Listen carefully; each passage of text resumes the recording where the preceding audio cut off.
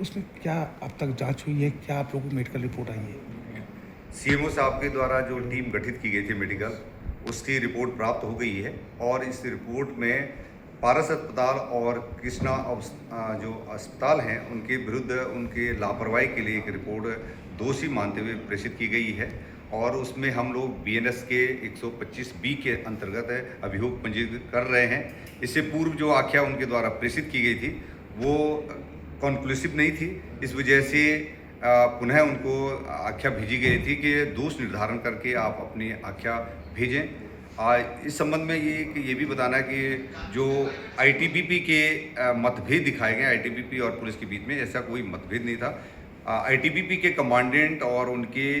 Medical अफसर को मेरे द्वारा ही कार्यालय में बुलाया गया था और ताकि उनसे चर्चा हो कि जो इसमें कुछ बिंदु हैं जो सीएमओ को फिर से उनसे पूछा जाए कि इन बिंदुओं पर भी आप जांच करके दें। उनके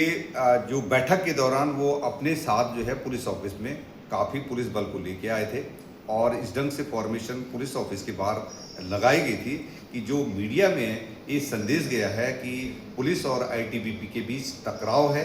और जब ऐसा हमें जानकारी मिली तो हमने आईटीबीपी का कमांडेंट को बताया है कि ये अपने फोर्स को आप तुरंत हटा दीजिए और आपके वरिष्ठ अधिकारियों को मिलने आने से पहले आपको इतनी भारी पुलिस बल को नहीं लाना था। उन्होंने तत्काल हटा भी दिया था। इस संबंध में उनके फोर्स हेडक्वार्टर को, उनके डीजी साहब को अवगत एक रिपोर्ट प्रेषित की गई है कि वो अपने स्तर पर जांच करा करके संबंधित के विरुद्ध आवश्यक कार्रवाई करें। सर, जो पहली मेडिकल रिपोर्ट आई थी उसमें किस तरह की कुछ बातें जो थी, जो जवान था उसका भी आरोप था कुछ हीला वाली की, कुछ त्रुटियां थी। रिपोर्ट में कोई परिवर्तन ज़्यादा नहीं है। पहली रिपोर्ट में दोष का बिल्कुल भी निर्धारण नहीं किया गया था और एक मेडिकल रिपोर्ट हमें भेजी गई थी जिसमें स्पष्ट नहीं था कि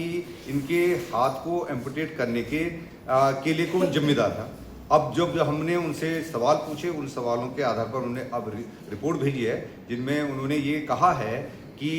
दोनों अस्पतालों द्वारा बहुत देरी करी है उपचार करने में, जिसकी वजह से इनके हाथ को काटना पड़ा, तो इसके लिए उनको दोषी माना गया है। सर, एक आखिरी सवाल, जिस तरह से उस दिन फोर्स आया है, आप लोगों द्वारा बुलाया गया था कमांडेंट को, और जिस तरह से फोर्स आकर वहाँ पर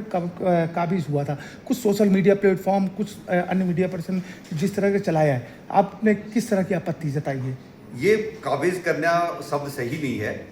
उनका फोर्स आया था उनके साथ और कमांडेंट हमारे साथ बैठक कर रहे थे और ये क्योंकि उन्होंने अत्यधिक उत्साह के साथ काफ़ी लोगों को लेके आए थे और जिस ढंग से उन्होंने पुलिस ऑफिस के बाहर उनको खड़ा करा था उससे गलत संदेश गया और इसी वजह से हमने उनके हेडक्वार्टर को एक पत्र प्रेषित किया गया है कि जिसमें ये कहा गया है कि आप संबंधित के द्वारा जो लापरवाही बरती गई है उसके खिलाफ आप अपने विभागीय और अनुशासनात्मक कार्रवाई करें।